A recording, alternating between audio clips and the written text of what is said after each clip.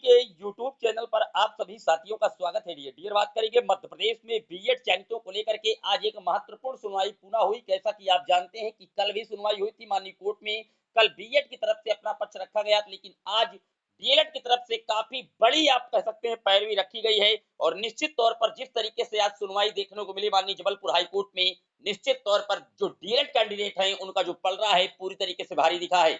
पूरी तरीके से बात करेंगे क्या निर्णय आने के चांसेस हैं, किस तारीख अगली लगाई गई है, क्यों आगे डेट एक्सटेंड की गई है, फैसला किसके फेवर में आने की उम्मीद है, पूरी तरीके से चर्चा करेंगे। लेकिन जितने लोग चैनल पर पहली बार जुड़ रहे हैं सब्सक्राइब करके बेल आइकन प्रेस कर लीजिए।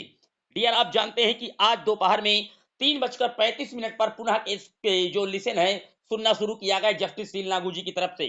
सबसे पहली बात, बीएड के एडवोकेटों की तरफ से शुरुआत की गई और बीएड की तरफ से हाल ही में जो उत्तर प्रदेश में 69,000 शिक्षक भर्ती का मामला सुप्रीम कोर्ट में दायर किया गया, शिक्षा मित्रों की तरफ से गुड्डू सिंह की याचिका रखना स्टार्ट किया गया। पूरी तरीके से वहां स्टेप बाय स्टेप बातें रखी गई कि 69,000 शिक्षक भर्ती ऑलरेडी डिसाइड हो चुकी है।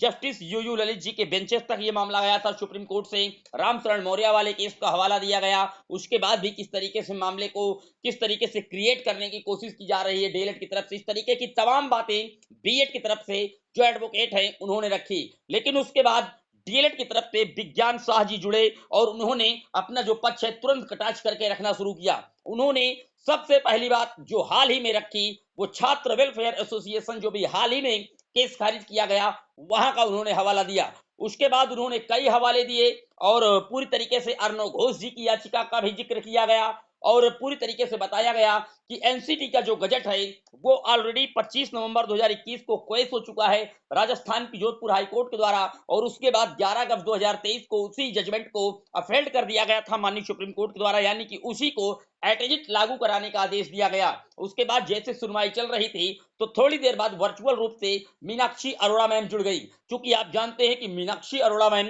ये वही एडवोकेट हैं जो पूरी तरीके से डीएलएड को सुप्रीम कोर्ट में लगातार जीत दिलवाती आ रही हैं। जैसे ही वो जुड़ी उन्होंने तमाम कई बातें रखना शुरू किया जस्टिस सील नागू जी के समक्ष और हाल ही के जितने उदाहरण हैं उनके कोर्ट के ऑर्डर उन्होंने पढ़ना स्टार्ट कर दिया।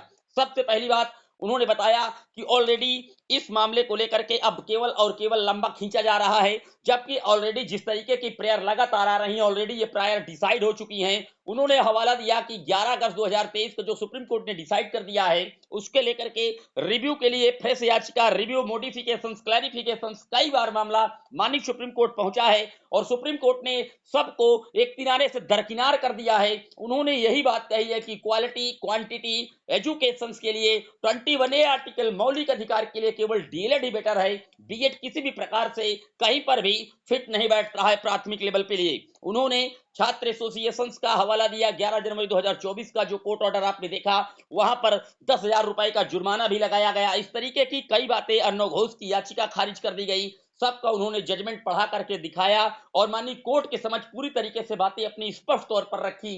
इस एक वक्त ऐसा आया कि उम्मीदें बढ़ गई कि हो सकता है डिसीजन आज ही रिलीज कर दिया जाए माननीय जबलपुर हाईकोर्ट के द्वारा। लेकिन हुआ ये कि जबलपुर हाईकोर्ट में जब बीएड की तरफ से एक एडवोकेट है उन्होंने मणिपुर राज्य का उदाहरण दिया, वहां पर उन्होंने पूरी तरीके से बातें रखी कि ऑलरेडी मणिपुर का जो मैटर था वहां पर जो जजमेंट है जिस दिन से क्वेश हुआ है उस दिन से लागू नहीं हुआ, उसके पहले की भर्तियों को इफेक्ट नहीं किया। इस तरीके की कई बातें उन्होंने रखी। कुल मिला करके जो बीएड के एडवोकेट थे वो आपस में लड़ते झगड़ते दिख रहे थे, आपस में ही लड़ रहे थे। इस तरीके से वहां पर आज मैटर हुआ। जिस तरीके से डीएलएड की तरफ से विज्ञान शाह जी और मीनाक्षी अरोड़ा मैम ने जबरदस्त पैरवी की, निश्चित तौर पर आज का दिन डीएलएड के लिए काफी बड़ा दिन था।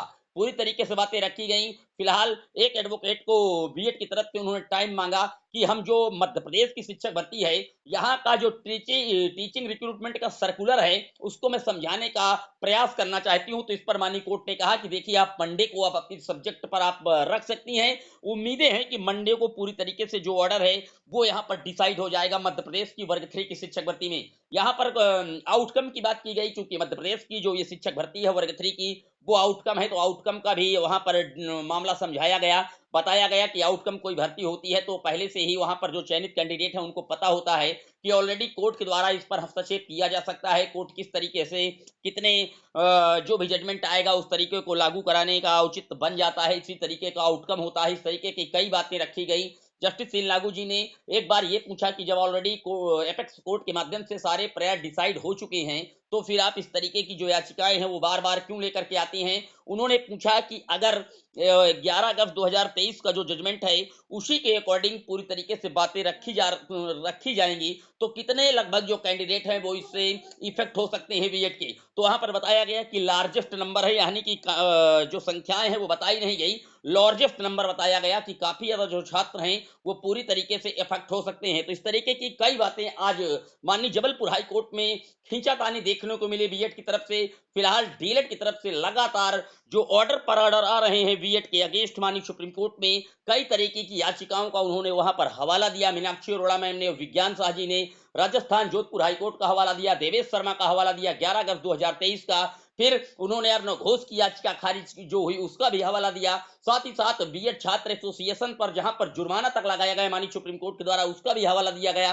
दीपांकर गौरव की याचिकाओं पर भी बात की गई। फिलहाल पूरी तरीके से डीएलएड के एडवोकेट हावी रहे और उन्होंने माननीय कोर्ट को एक एक पॉइंट समझाया कि ऑलरेडी जितनी भी प्रायर यहां पर की गई है ऑलरेडी किसी ना किसी केस से पूरी तरीके से माननीय सर्वोच्च न्यायालय के द्वारा डिसाइड की जा चुकी हैं। अब इस केस में ऐसी कोई वजह नहीं रह गई है जिस तरीके से इसको लगातार डेट जो है वो स्टैंड करवाने पर पूरी तरीके से, जिस तरीके से लगातार पिछले 1 साल से इस मैटर को लंबा खींचा जा रहा है। फिलहाल जस्टिस सी लागू जी ने कहा कि ऑलरेडी मामला एपेक्स कोर्ट से डिसाइड हो चुका है, तो फिर इस तरीके की जो मैटर हैं वो क्यों लाए जा रहे हैं। बीएड की तरफ से सवाल पूछे गए लेकिन जो सही जो जवाब है वो बीएड की तरफ से जो एडवोकेट हैं वो रख नहीं पा रहे थे, क्योंकि ऑलरेडी आप जानते हैं कि इतनी याचिकाएं खारिज हो जाने के बाद निश्चित तौर पर जो बीएड का पक्ष है वो हल्का कमजोर जरूर है, क्योंकि ऑलरेडी भर्ती आउटकम रखी गई है। तो आउटकम का मतलब यही होता है कि वहां पर जो चयनित कैंडिडेट है उनको ऑलरेडी पता होता है कि अभी भी आपकी जो भर्ती प्रक्रिया है वो कोर्ट के अधीन है, कोर्ट जो भी निर्णय डिसाइड करेगा उसी के आधार पर आपको चलना होगा। तो पूरी तरीके से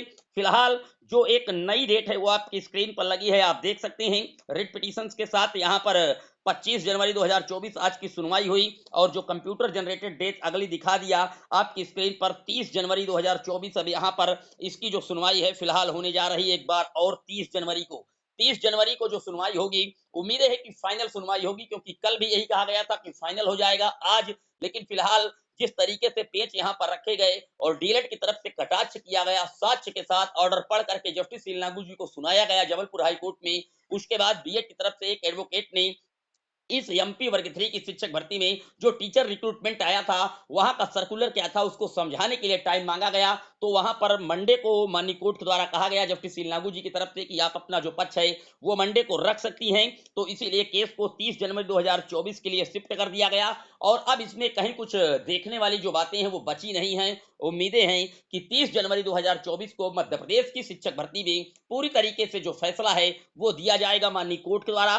फिलहाल अब देखने वाली बात ये होगी कि कोर्ट किसके पक्ष में फैसला देता है। लेकिन निश्चित तौर पर सुप्रीम कोर्ट से जिस तरीके से बीएड को लगातार झटके मिले हैं, जितनी भी याचिकाएं गई हैं खारिज कर दी गई हैं, तो अपेक्स कोर्ट है और अपेक्स कोर्ट का जो जजमेंट है वो नीचे की जो कोर्टें होती हैं लोअर की, उनके अनुच्छेद 141 का हवाला के तहत जो हाई कोर्टें होती हैं उनके हाथ बंधे होते हैं। तो इस तरीके से जो उम्मीदें हैं निश्चित तौर पर डीएलएड के फेवर में पॉजिटिव खबरें फिलहाल देखने को आज पूरी सुनवाई में मिले हैं। आपकी क्या राय है पूरे वीडियो पर जरूर कमेंट कीजिएगा। फिलहाल अब 30 जनवरी 2024 का वेट करते हैं। 30 जनवरी को मध्य प्रदेश की शिक्षक भर्ती में अंतिम सुनवाई होने की जो उम्मीदें हैं वो काफी ज्यादा दिख रही हैं। आपकी क्या राय है वीडियो में कमेंट कर दीजिएगा। पहली बार है सब्सक्राइब कर लीजिएगा। जय हिंद, वंदे मातरम।